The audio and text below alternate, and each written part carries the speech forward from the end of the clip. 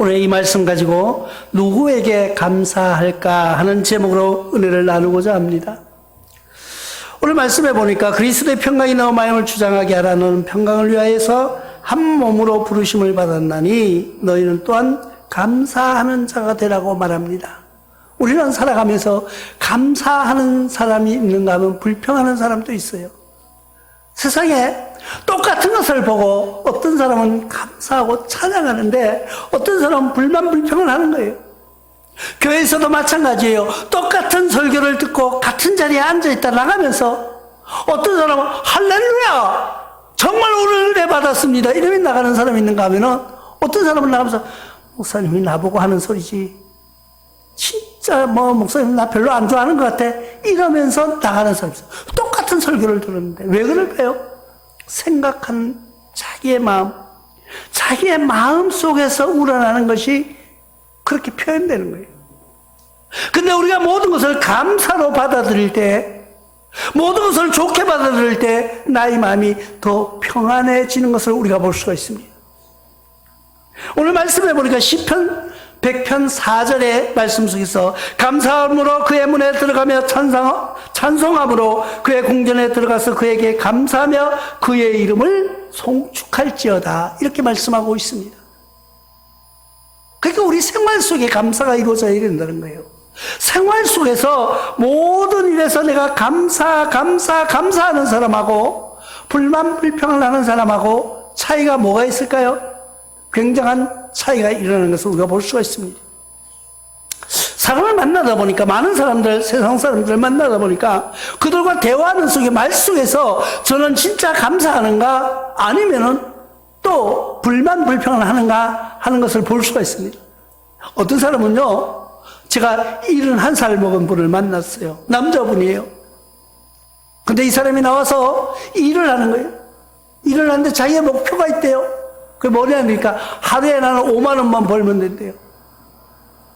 5만 원만 벌면은 자기의 모든 것을 만족한다는 거예요. 그런데 그 옆에 젊은 사람이 있습니다. 그 사람은 이 71세 드신 그 분보다가 3배는 더 벌어요. 한 15만 원 정도 번다. 근데 불만이야, 짜증이야. 왜 그럴까 보니까 이분은 내가 노년에 내가 말이야 나와서 이만큼 벌면 좋지 이러면서는 막 기분이 좋은 거야. 5만 원 버는데 너무 행복해 하는 거야. 근데 옆 사람은요, 내가 겨우 이렇게 벌어가지고 어쩌고 막 인상을 쓰면서 난리. 그래 내가 가만히 두 사람의 이야기를 듣고 가만히 있어 봅니다. 들어보니까 말에서 언어에서 그 사람의 습관과 그 사람의 모든 것이 드러나더라고요. 그분은요, 연세가 그만큼 많은데 젊은 사람한테 깍듯이 존칭을 써가면서 이야기를 하더라고요. 그러면서 감사하는 거예요. 내가 젊은 사람들하고 이렇게 어울리니까 얼마나 좋냐고. 그런 기분이에요. 그런데 그 젊은 사람은요, 말 처음부터 욕으로 시작해가지고 중간에 욕을 섞어가지고 마무리도 욕을 하더라고요. 그러면서 막 계속 인상을 쓰는 거예요. 감사할 줄 모르는 거예요. 야, 내가 그 두 분을 딱 보면서 뭘 느꼈냐면, 나는 저 두 사람을 놓고 봤을 때 나는 어떤 쪽에 속하는가? 나는 정말 어떤 쪽에 속하는가 하는 것을 생각해 내 자신을 뒤돌아보는 시간이 되었습니다. 여러분은 어느 쪽에 서 있습니까? 여러분은 감사하는 쪽에 서 있습니까? 아니면은 불만 불평하는 쪽에 서 있습니까? 우리는 이 살아가면서는요, 감사라는 게 정말 이 어려운 형편에 있죠. 막 아빠가 너무너무 힘들게 일하는 거예요. 그리고 애들은 학원이라는 건 가지도 못해. 돈이 없어서. 그냥 새방에서 옹기종기 한 방에서 사는 거예요.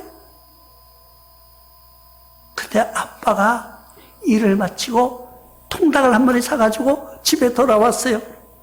와가지고 애들, 야, 너 딸도 모이고 아들도 모이고 그 한 마리를 갖다 놓고 그냥 먹으면서 맛있게, 아빠 오늘 너무 좋아. 그러면은 또 그 그걸 바라보는 아빠는 그냥 흐뭇한 거예요. 우리가 생각해 보십시오.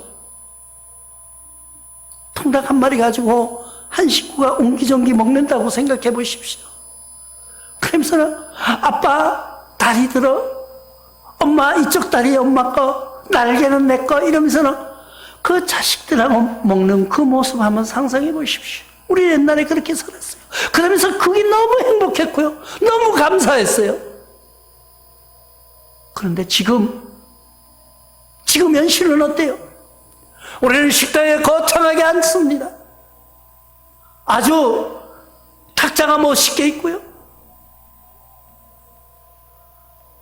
칼을 갖다 놓고 스테이크를 썰기 시작합니다. 그러면서도 대화가 없어요. 감사할 줄 몰라요. 서로 얼굴 쳐다보지도 않아요. 밑에만 책상을 쳐다보고 있어요. 네, 휴대폰 하느라고, 게임하고 메시지 한다고. 부모, 자식 간에, 형제 간에, 이웃 간에 대화가 단절되어 가고 있습니다.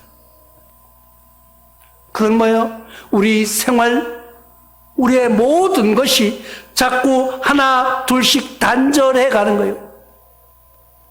대화가 사라지고 있어요. 버스를 타고 가는데 대화를 합니다. 학생들이. 근데 말로 안 해요. 열심히 이걸 손으로 휴대폰을 하고 있어. 그러나 나는 다른 사람하고 하니까 옆에 사람하고, 옆에 학생들 자기네끼리. 자기는 이게 더 빠른 거야. 한 손으로 이렇게 막 하더라고. 한 손으로. 그 내가 신기해서 이렇게 쳐다봤어요. 한 손으로 딱 눌러. 한 손으로. 그런데 대화가 없어지고 기계를 통해 기계하고 대화하는 거예요. 우리는 뭘 얼마나 감사해야 되는지, 뭘 감사해야 되는지 모르고 살아가고 있는 거예요. 우리가 지금 예배할 수 있는 것, 이것도 감사해야 돼요.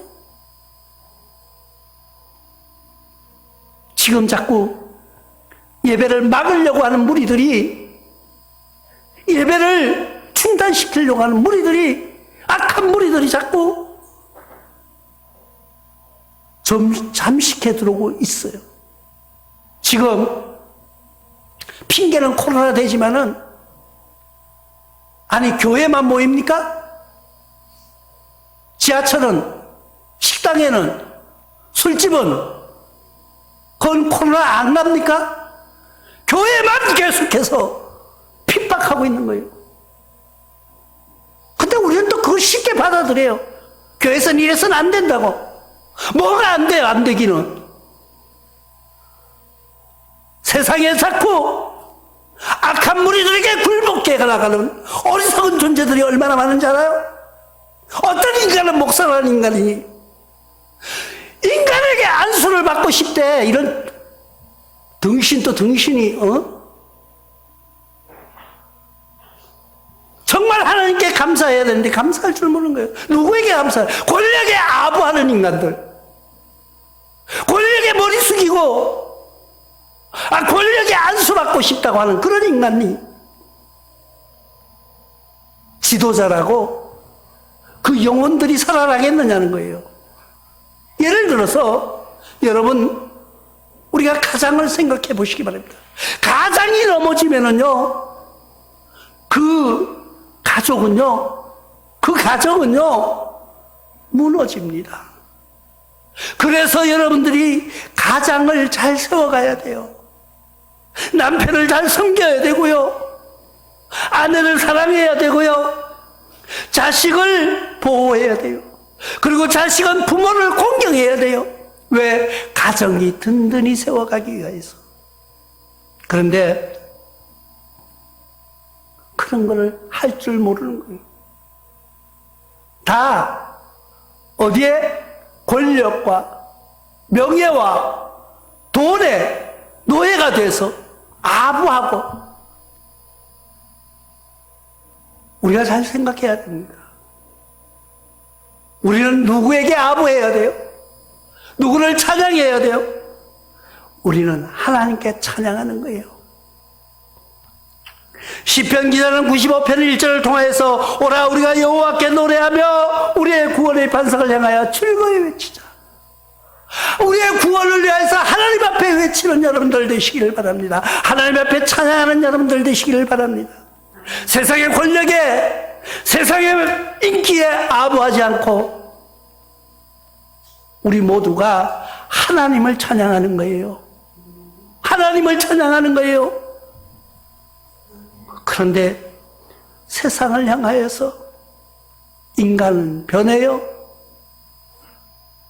인심은 조속간에 변한다는 거예요. 아침 저녁으로 변한다는 거예요. 사람의 마음은요. 세상의 인기가 영원할 것 같습니까? 아니에요. 세상의 명예가 영원할 것 같아요? 얼마 못 갑니다. 내가 모든 영광, 모든 나의 하는 젊음 오래 갈 것 같습니까? 아니에요. 나와 여러분들이 한번 뒤돌아 보시기 바랍니다. 나의 삶, 나의 생활을 한번 뒤돌아보면은 자고 났더니 벌써 내 나이가 이렇게 됐다는 거예요. 자고 났더니 내가 이 위치에 와 있더라는 거예요. 깜짝 놀라요. 나만 그런가요? 우리가 뒤돌아보면은요, 너무나도 아쉽고요. 뒤돌아보면은요, 내가 그때 이럴걸. 우리가 뒤돌아보면은 내가 정말 어떻게 살았을까? 왜 이랬을까? 그때 그러지 않았으면은 우리가 죽어서 만약에 지옥을 갔다고 생각해 보십시오. 꿈에도 생각하고 싶지 않죠. 상상도 하기 싫어요.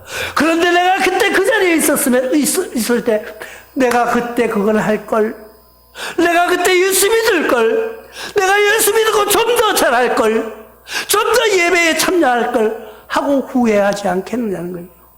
하나님 앞에 가서도 마찬가지예요. 하나님 앞에 선 나와 여러분들이 상급을 받고 하나님 앞에 섰을 때 어떨 것 같아요? 우리 집사님, 권사님은 뭐 작은 면류관을 받고 나는 목사니까 좀 큰 거 쓰고 폼 좀 잡지 않을까요?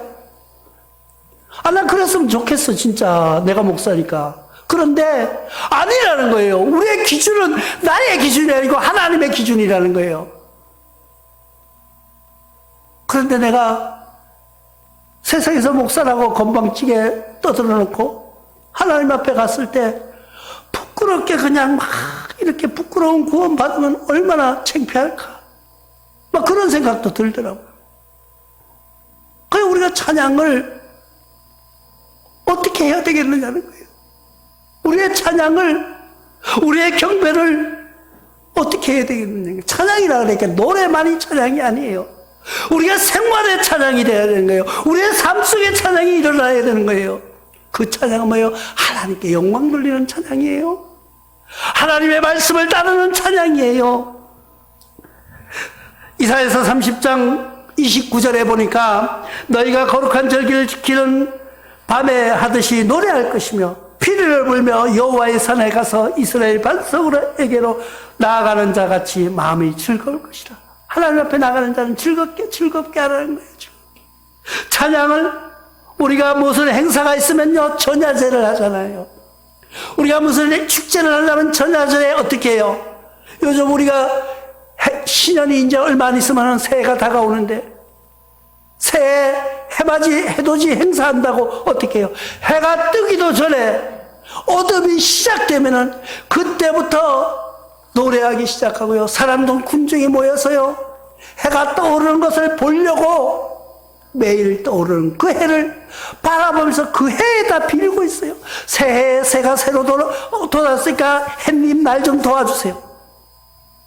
아니 왜 해한테 감사하냐고요. 해나 나나 어떻게 보면 똑같은 피조물이에요. 나도 피조물, 해도 피조물, 달도 피조물이에요. 지구도 피조물이에요. 그런데 우리는 어떻게 봤냐?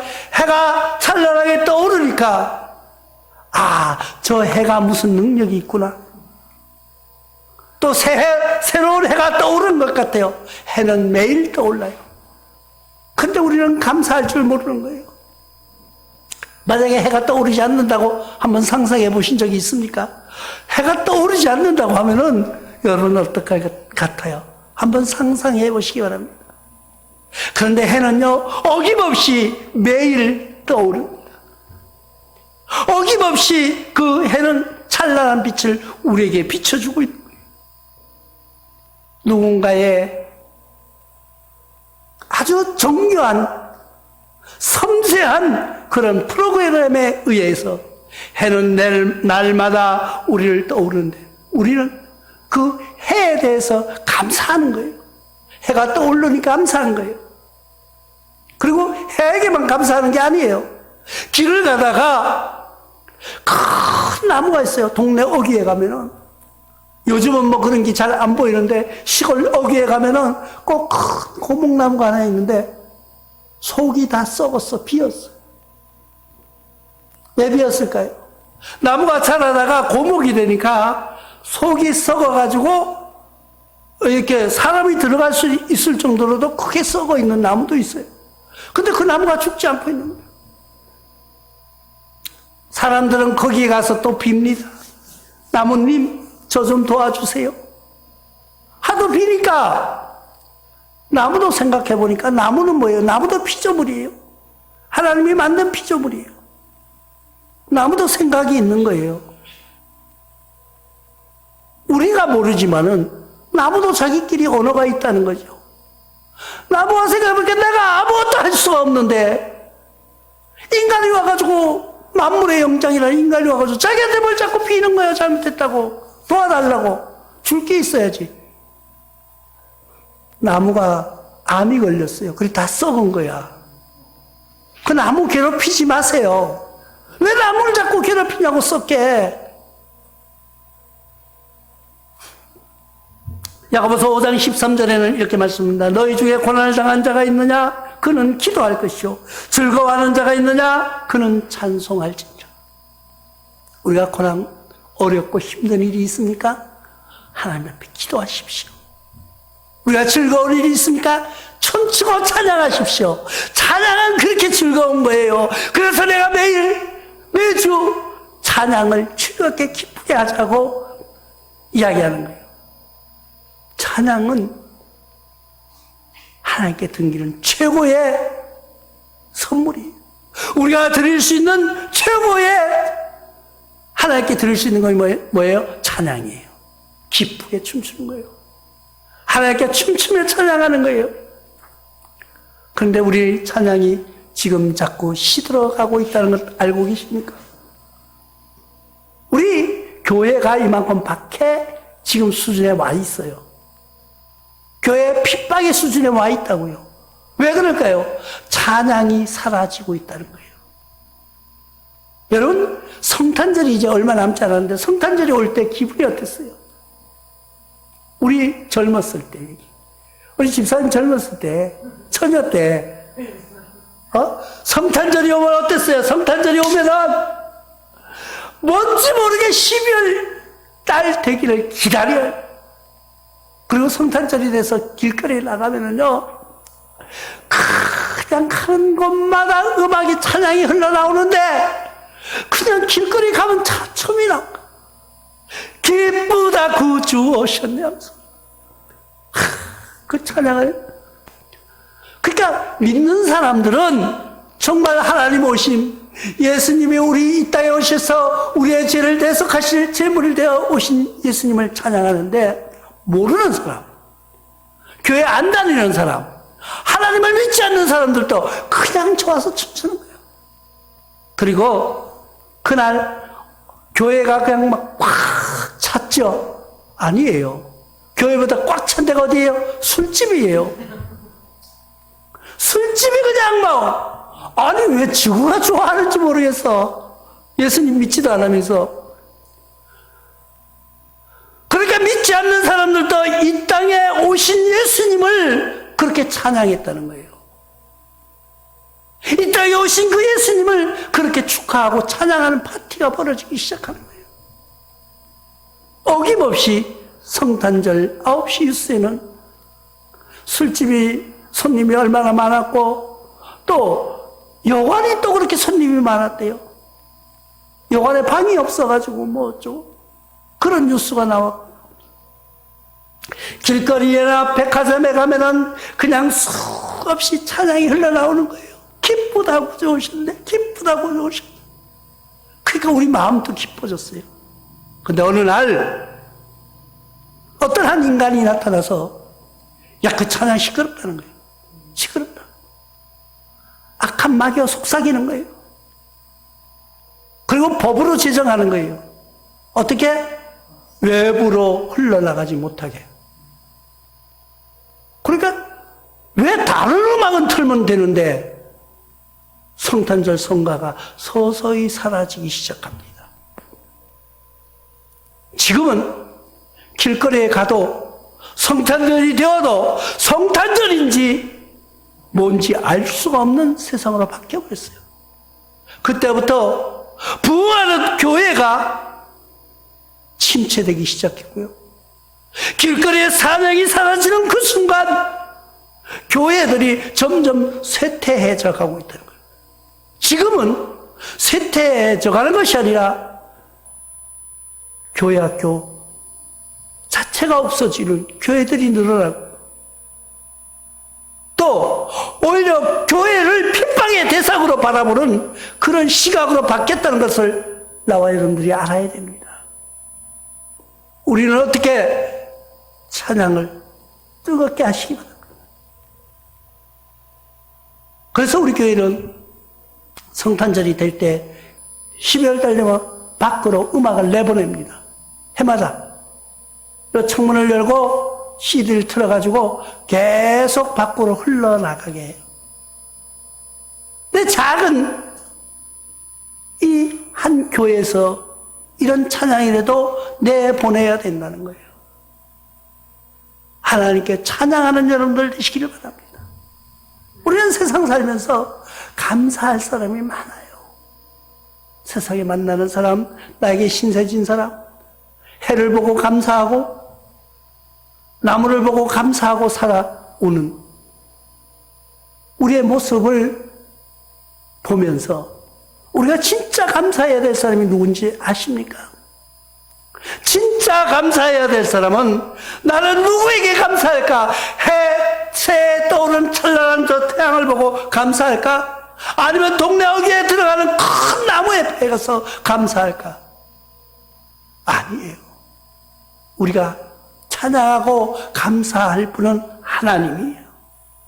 하나뿐인 하나님. 이 세상을 창조하신 분, 역대상 16장 8절에는 너희가 여호와께 감사하며 그 이름을 불러 아뢰며 그가 행하신 일들을 만민 중에 알지어다. 하나님께 감사하라는 거예요. 창조주 여호와 하나님께 감사하면서 그의 하신 일들을 다른 사람들에게 알려주라는 거예요. 그게 우리가 할 일이에요. 우리가 감사의 대상은, 내가 감사의 대상은 하나님이에요. 내가 감사할 수 있는 분은 하나님 한 분뿐이에요. 그런데 뭘 태양을 감사하고 뭘 나무에 가서 절을 하고 나무가 다 썩도록 만들어요. 그래.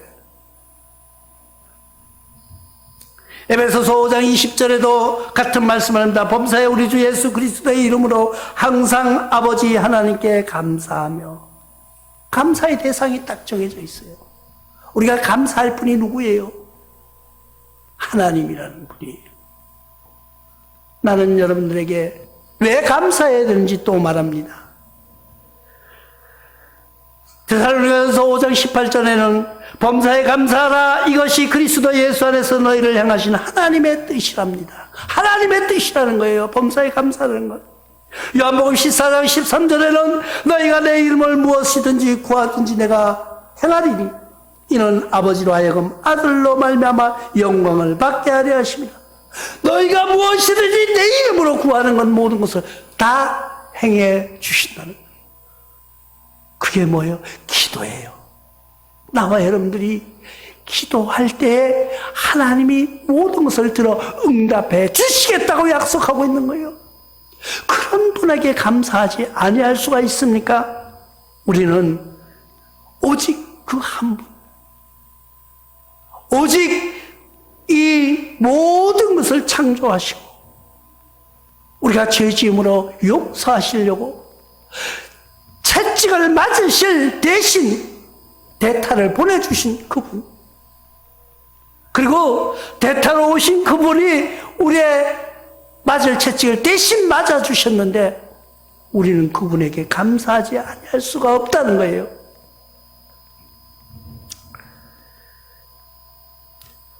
사도행전 3장 16절에는 이렇게 말씀하고 있습니다. 그의 이름을 믿음으로 그 이름이 너희가 보고 아는 이 사람을 성하게 하였나니 예수로 말미암아 난 믿음이 너희 모든 사람 앞에서 이같이 완전히 낫게 하신다고 말씀하고 있습니다. 나와 여러분들의 아픈 상처, 나와 여러분들의 힘든 모든 역경을 낫게 하실 분은 오직 한 분이라는 거예요. 떠오르는 태양이 아니에요. 고목나무가 아니에요. 하나님이라는 분이에요. 그분은 내가 새벽에 그 바람이 부는데 바닷가에 나가지 않아도 돼요. 따뜻한 골방에 앉아서 하나님과 1대1의 대화를 나누는 겁니다. 그 말이 거창하지 않아도 돼요. 그 말이 유식하게 외치지 않아도 돼요. 하나님 나 지금 힘들어요. 하나님 나 아시지요? 나 형편하시죠? 그러나 나 하나님 버릴 수 없어요. 하나님 사랑합니다. 하나님 사랑합니다 고백하는 그 말씀 속에서 하나님은 그를 사랑하는 아들아, 사랑하는 내 딸아, 그를 안아주신다는 거예요. 그 포근함을, 그 평안함을, 그 안정을 누려보시기를 바랍니다. 우리가 드려지는 이 추수감사 예배가 해마다 오는 형식적으로 드려지는 것이 아니라 나의 믿음의 열매를 주님 앞에 드린다는 심정으로 하나님 앞에 감사하는 여러분들 되시기를 바랍니다. 우리 삶 속에서 감사가 얼마나 중요한지 알아요? 내가 정말 얼마나 감사해야 될지, 내가 누구에게 감사해야 될지 방향을 바로잡으시기를 바랍니다. 그 방향은 지금 이 순간에, 이 순간 여러분들이 결단하시기를 주님의 이름으로 축원합니다.